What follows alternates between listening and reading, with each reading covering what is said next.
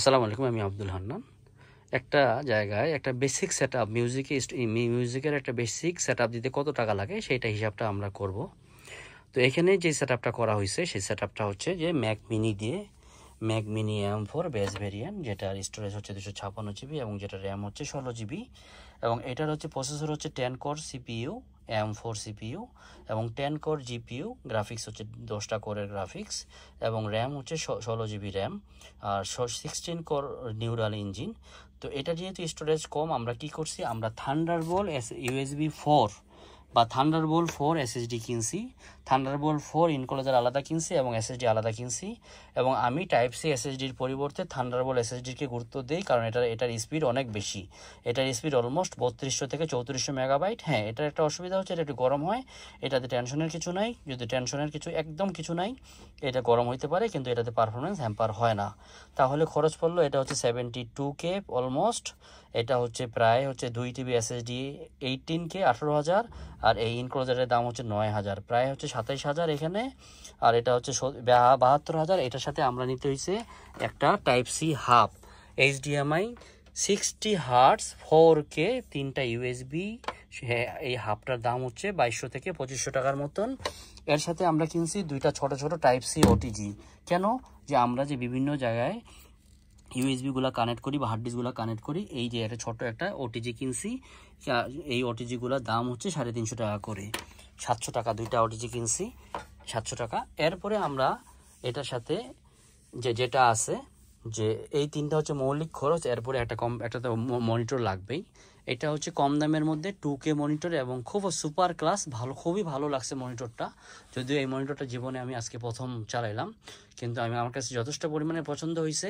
এই মনিটরের মডেল হচ্ছে Redmi Xiaomi A27Q 2025 সালের মডেল এটা, এবং হচ্ছে যে এটার রিফ্রেশ রেট 100 হার্টস এবং খুব সম্ভবত 5 মিলিসেকেন্ড। তো 8-10 মিলিসেকেন্ড পর্যন্ত আমাদের রিফ্রেশ রেটে চোখে কোনো সমস্যা হয় না।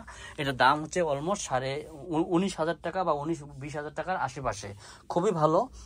আর এই হচ্ছে বেসিক খরচ। তাহলে একটা মনিটর গেল 19-20,000 টাকা, 2K মনিটর। কারণ 2K মনিটর আমি 1K মনিটর 1920 1080 মনিটর এখন আর পছন্দ করতেছি না। এখানে একটা টেলিভিশন ছিল, টেলিভিশন কোনোভাবেই সিপিইউর সাথে ইউজ করা উচিত না, এতে চোখ হ্যাম্পার হয়। এবং টেলিভিশনগুলা 32 ইঞ্চি 34 টেলিভিশনগুলো সবগুলা মানে ফুল HD হয় না, 1366x768 হয়, যেটা চোখের জন্য হ্যাম্পার হয় এবং পিক্সেলগুলো অনেক বড় বড় এবং খুব বিশ্রী। তো সেই দিক দিয়ে মনিটরটা ভালো। তাহলে হিসাবটা আবার করি, আমাদের ধরেন যে 20,000 টাকা, 72,000 টাকা SSD থান্ডারবোল্ট SSD ইনক্লোজার সহ 27,000 টাকা। এটার ভিতরে যে SSD আছে টিমের হচ্ছে টিম 70 Pro। এরপরে এটার সাথে আমাদের একটা আছে ইনক্লোজার, যেটার দাম হচ্ছে 2200 টাকা, যেটার মধ্যে 3টা USB A আছে এবং একটা HDMI আছে, যেটাতে আমরা আরেকটা মনিটর লাগাইতে পারবো। এবং এই HDMIটা 4K 60 Hz। এটা ছাড়াও আমাদের ছোট ছোট দুইটা OTG কিনছি। এই OTGগুলো দিয়ে আমরা ভারী টাইপের হার্ড ডিস্ক লাগাইতে পারবো, এই যে দুইটা OTG। তাহলে আমাদের কনভার্টার গেল 1টা 2টা 3টা ছোট ছোট কনভার্টার। আর এই হচ্ছে মূল খরচ। এছাড়াও একটা সাউন্ড স্টুডিওর জন্য আর কি লাগে, এই যে নর্মালি আমাদের লাগে একটা সাউন্ড কার্ড, ধরেন যে এটা 15-16 হাজার টাকার সাউন্ড কার্ড একটা। এরপরে একটা মনিটর স্পিকার, ধরেন যে এগুলো হচ্ছে কম দামের স্পিকার, 15-20 হাজার 25 হাজার টাকা দামের বিভিন্ন ধরনের স্পিকার পাওয়া যায়। ইডিফায়ার স্পিকার এখন 12-13 হাজার টাকা দিয়ে পাওয়া যায়। এগুলো হচ্ছে মৌলিক খরচ।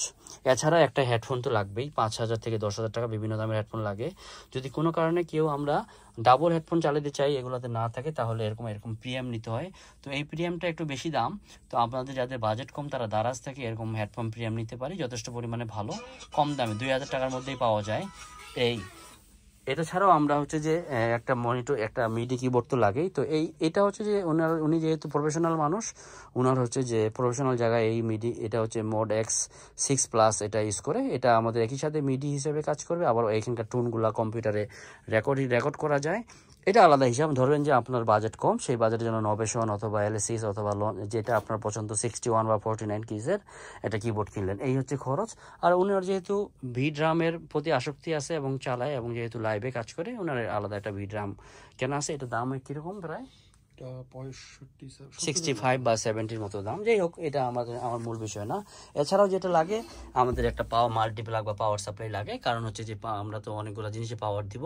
মাল্টিপ্লাগ বা পাওয়ার সাপ্লাই ক্ষেত্রে আপনাকে যদি আপনি রেডিমেড কিনেন, তাহলে অ্যান্টি সার্জ প্রোটেক্টর, হান্ট কি বা বেল কিনেরগুলো কেনা উচিত। কারণ হচ্ছে সেগুলো হচ্ছে ইলেকট্রিসিটিটা আমাদেরকে সাপোর্ট দেয়। এছাড়াও আমাদের একটা ইউপিএস, ছোটখাটো ইউপিএস লাগে। এই ইউপিএসটা হচ্ছে যে 650 ভিএর, খুব সম্ভবত 3500 টাকা দাম। এই হচ্ছে টোটাল খরচ। এরপরে আমাদের রুম ডেকোরেশন। এই রুমটা যথেষ্ট পরিমাণে বড় রুম। এই রুমটা যতটুকু আছে, এটা আমাদের ফুল অ্যাকোস্টিক করি নাই, কিন্তু যতটুকু করা হয়েছে এটাতে অনেক ভালো কাজ চলতেছে। এটা অলমোস্ট 1,20,000 টাকার মতো খরচ হয়েছে। এই হচ্ছে একটা স্টুডিওর খরচ। একেবারে গরিবী হালে করতে গেলেও এই খরচগুলো আছে। তো এইগুলো টোটালি হিসাব করলে আপনারা পেয়ে যাবেন। ধন্যবাদ সবাইকে। আমি আব্দুল হান্নান। আমি মিউজিক সফটওয়্যার ট্রাবল শুট করি, সফটওয়্যার সাপোর্ট দেই সব ধরনের, সব প্ল্যাটফর্মে, উইন্ডোজ বা ম্যাকে, সব ধরনের সব জায়গাতে আমি কাজগুলো করি। সেটা উইন্ডোজ হইতে পারে, ম্যাক হইতে পারে, হ্যাকিন্টশ হইতে পারে, সেটা ডো হইতে পারে, Logic Pro, Studio One, Cubase, FL Studio, Ableton Live. প্রোডুসের সাপোর্ট দেই, কিন্তু প্রোডুসের লিমিটেড সাপোর্ট দেই। এই হচ্ছে ঘটনা। রিপার তো আছেই, আর লাইব্রেরি তো আছে প্রচণ্ড, ভীষণ ভীষণ ভীষণ অনেক বেশি লাইব্রেরি আমার কাছে আছে, এবং কোয়ালিটি সম্পন্ন লাইব্রেরি আছে, যার যতটুকু জায়গা তার ততটুকু। ধন্যবাদ সবাইকে। আসসালামু আলাইকুম।